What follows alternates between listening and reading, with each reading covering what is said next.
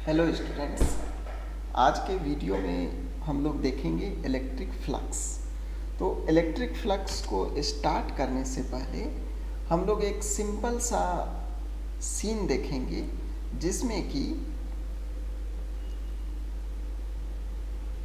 Rain, suppose करिए पानी vertically downward गिर रहा है इस तरह से, और आपको एक बकेट दिया गया है और इस बकेट को आप टेढ़ा सीधा कर सकते हैं। तो अगर मैं पूछूंगा कि सपोज करिए ये पानी जो गिर रहा है तो मैक्सिमम पानी कब इसमें स्टोर होगा, क्या वो इस कंडीशन, अगर बकेट को हम लोग इस तरह से रखें तब स्टोर होगा।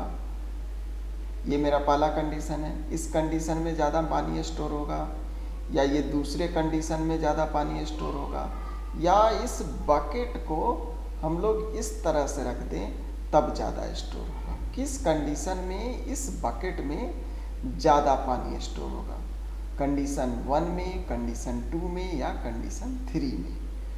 तो आप बोलेंगे सर ऑब्वियसली कंडीशन 1 में ज़्यादा पानी स्टोर होगा। क्यों?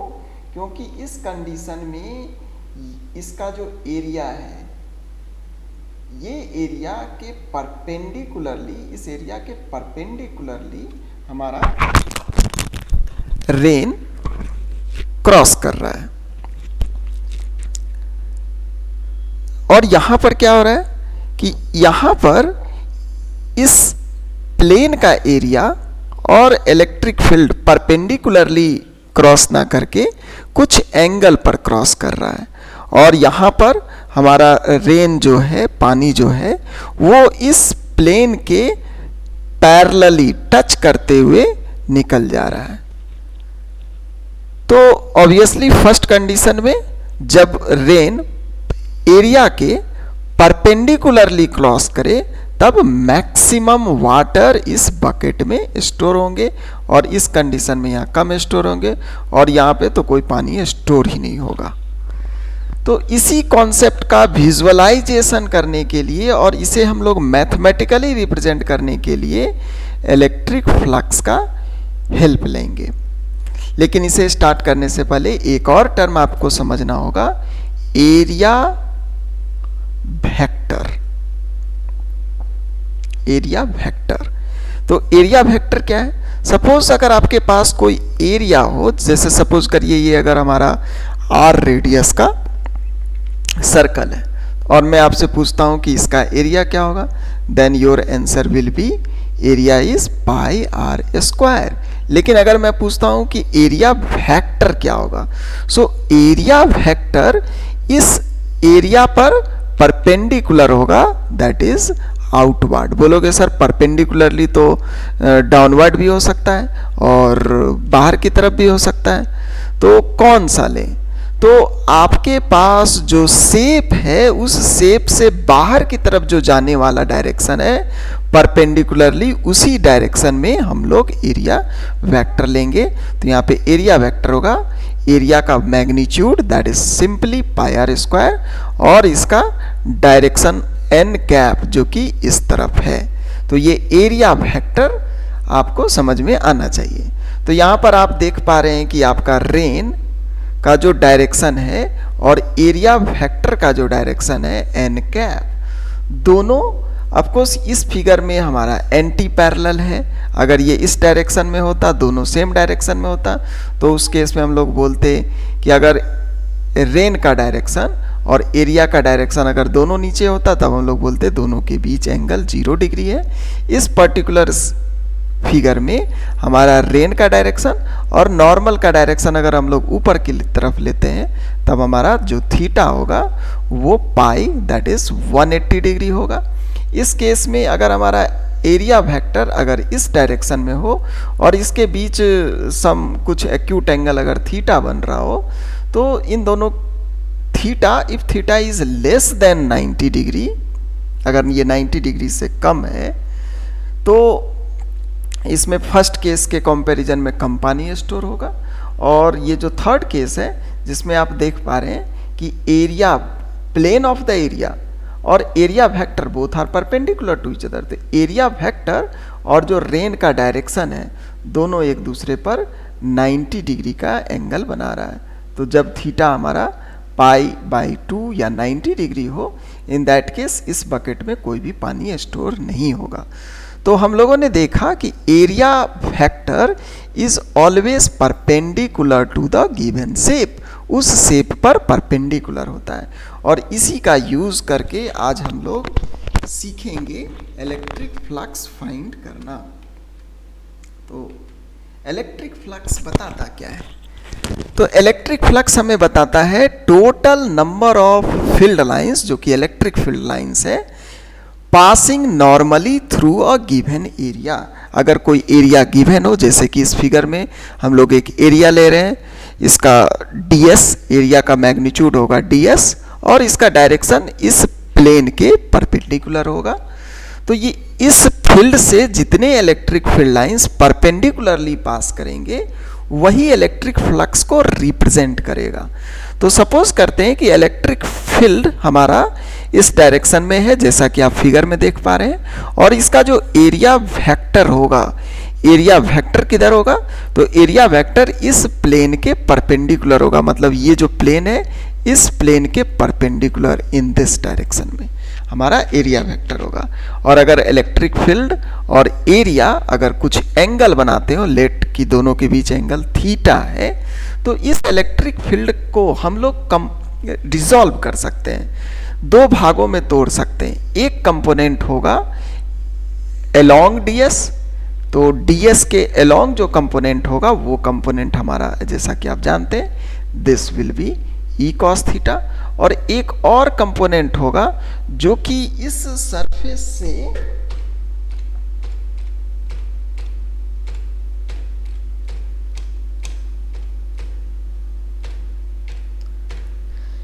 इस इलेक्ट्रिक फील्ड का एक कंपोनेंट होगा e cos थीटा, थीटा के लॉन्ग, और दूसरा कंपोनेंट होगा इस सरफेस से पास करता हुआ टेंजेंशियली इसके टेंजेंट के लॉन्ग, तो ये कंपोनेंट होगा हमारा e sin थीटा, जो कि इस प्लेन से क्रॉस नहीं कर रहा है, क्रॉस परपेंडिकुलर क्रॉस जो भी कर रहा है, ये मेरा परपेंडिकुलर कंपोनेंट है e perpendicular, that is e cos theta.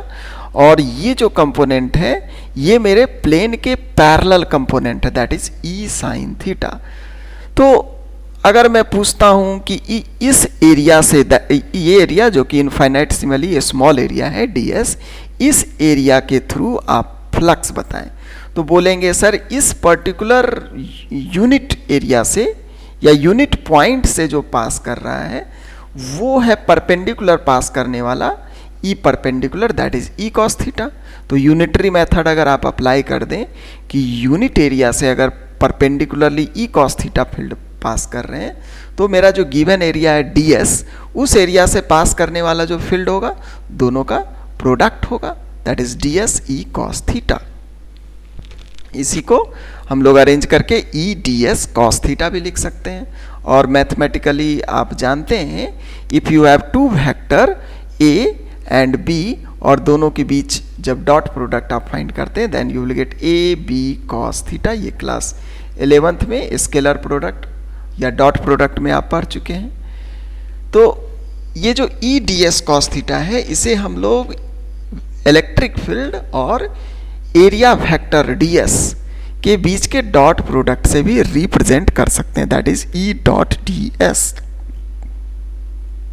तो होप स्टूडेंट्स आप समझ पा रहे होंगे कि किस तरह से एक छोटे एरिया, बहुत ही इनफाइनाइटेसिमली स्मॉल एरिया ds के थ्रू हम लोग इलेक्ट्रिक फ्लक्स फाइंड कर रहे हैं, that is e dot ds। और अगर मैं पूछता हूं इन अ यूनिफॉर्म इलेक्ट्रिक फील्ड, अगर हमारा फील्ड यूनिफॉर्म हो, जैसे कि मैं एक फिर से फिगर बना दे रहा हूं, सपोज करिए कि अगर हमारे पास एक एरिया हो, सपोज करिए इस एरिया का मैग्नीट्यूड है s, और ऑफकोर्स अगर इसका डायरेक्शन बोलेंगे तो direction will be perpendicular to it, that is along this.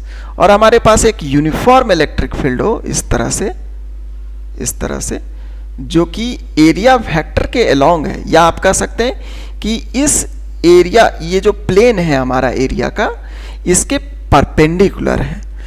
Then in a uniform electric flux through a plane surface of area S हम लोग रिप्रेजेंट करेंगे। तो यहाँ पर भी हम लोग एक छोटा छोटा एरिया लेंगे, लेट इट ds, और पहले तो उसके थ्रू हम लोग फ्लक्स फाइंड करेंगे, लेट इट d फाई, और उसके बाद जितना भी छोटा छोटा एरिया है सभी को हम लोग सम अप कर देंगे, ऐड कर देंगे, then you will get total flux through the given area.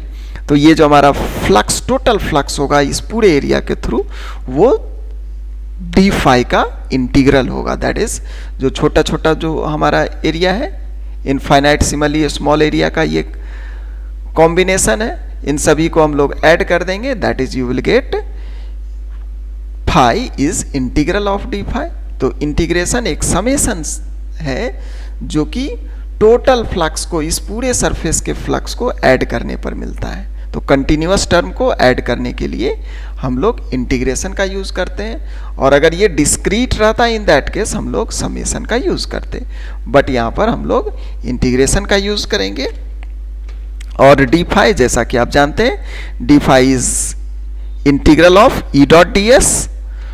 और जैसा कि यहाँ पर चर्चा हम लोग कर रहे हैं कि field is uniform in uniform electric field, तो यहाँ पर अगर फील्ड यूनिफॉर्म हो तो एरिया वेक्टर जो कि S है और इलेक्ट्रिक फील्ड दोनों के बीच एंगल 0 होगा, और वो सभी जगह 0 ही बनेगा। तो इलेक्ट्रिक फील्ड को भी अगर इसे हम लोग इस तरह से लिखें, E ds cos थीटा का इंटीग्रल, तो यहाँ पर theta, cos theta is constant, that is cos 0 degree, जो कि 1 होगा, और E ये यूनिफॉर्म है तो E को भी हम लोग बाहर ले सकते हैं इंटीग्रेशन से। तो ये इंटीग्रेशन से बाहर लेके you will gate, electric field को आप बाहर ले लेंगे, you will gate integral of ds, और cos 0 1 हो जाएगा। और जब इसे आप सॉल्व करेंगे then you will get E dot s। तो यहाँ पे ऑब्वियसली थीटा हमारा 0 है तो cos 0 1 होता है, तो आप ES भी को कह सकते हैं और इसे E डॉट S भी कह सकते हैं, बिकॉज यहाँ पर थीटा हमारा 0 डिग्री है। सो फाइनली हम लोगों ने देखा कि flux is ES cos theta.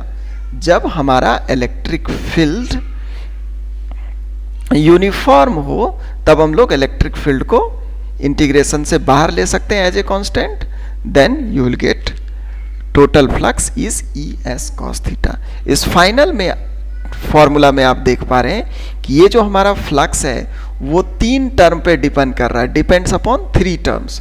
पहला टर्म क्या है, इलेक्ट्रिक फील्ड पर डिपेंड कर रहा है। दूसरा टर्म क्या है, एरिया वेक्टर का मैग्नीट्यूड क्या है, S एरिया वेक्टर।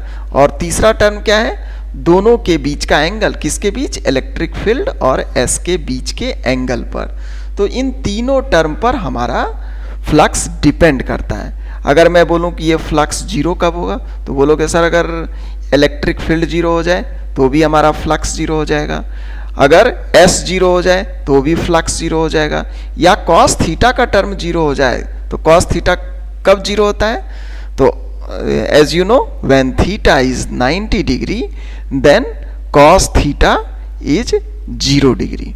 तो हमारा इस केस में भी फ्लक्स 0 हो जाएगा। तो फ्लक्स के 0 होने का 3 कंडीशन है। पहला कंडीशन है, मैं इसे इरेज कर दूं,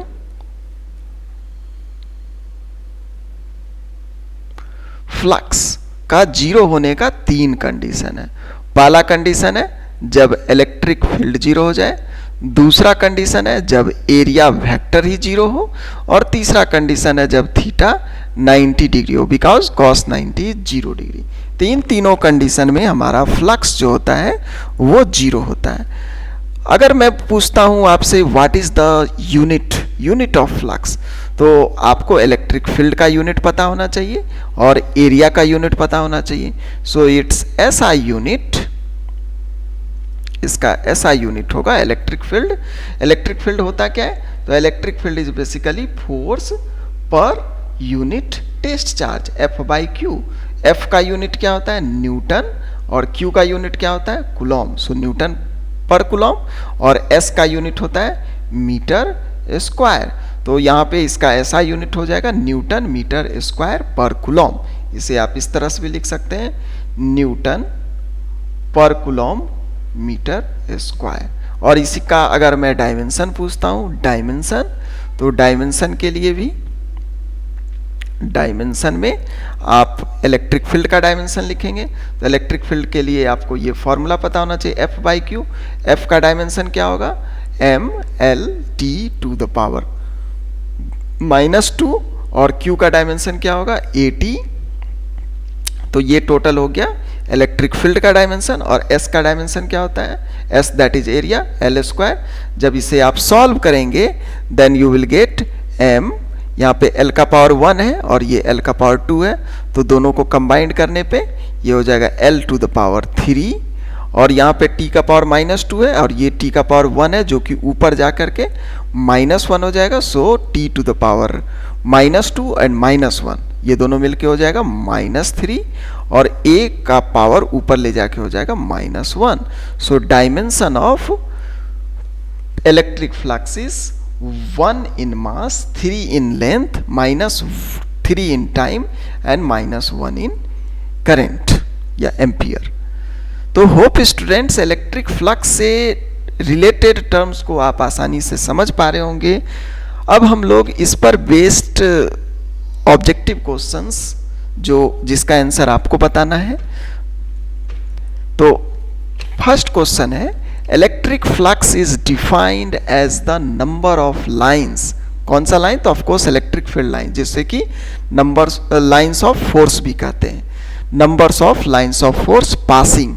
अब फिल इन द ब्लैंक्स में क्या होगा ये आपको बताना है। थ्रू द सरफेस, तो नॉर्मली होगा या पैरेलल होगा या ऑब्लिकली में 60 डिग्री होगा या तिरछा 30 डिग्री होगा। तो इसका आंसर आपको बताना है। तो वीडियो को पॉज करके पहले आप इसका आंसर ढूंढ लें, उसके बाद फिर वीडियो को फिर आगे चलाएं। तो होप आपने वीडियो को पॉज करके इसका आंसर ढूंढ लिया होगा। मैं करेक्ट आंसर आपको स्क्रीन पर दिखा देता हूं। It is normally. So electric flux is defined as the number of lines of force passing normally और ऑफ कोर्स और perpendicularly through the surface. Next question हमारा है, electric flux is an elementary area defined as the, fill in the blanks में क्या होगा ये आपको बताना है। ये कौन सा प्रोडक्ट होता है, स्केलर, वेक्टर, टेंसर या नन ऑफ दीज, ये आपको बताना है। So electric flux is an elementary area defined as the, ये चार ऑप्शंस आपके स्क्रीन के सामने हैं। तो scalar, vector, tensor, none of these, तो कौन सा प्रोडक्ट है इलेक्ट्रिक फील्ड और एरिया के बीच का, ये स्केलर, वेक्टर कौन सा प्रोडक्ट है। तो वीडियो को पॉज करके आप इसका आंसर बताएंगे। होप स्टूडेंट्स आपने इसका आंसर पता कर लिया होगा, और so correct answer is scalar product. So students आप इलेक्ट्रिक फ्लक्स को होप आसानी से समझ पा रहे होंगे। नेक्स्ट वीडियो में इलेक्ट्रिक फ्लक्स का यूज़ करके हम लोग गॉस थ्योरम को समझेंगे। So thank you students for watching video.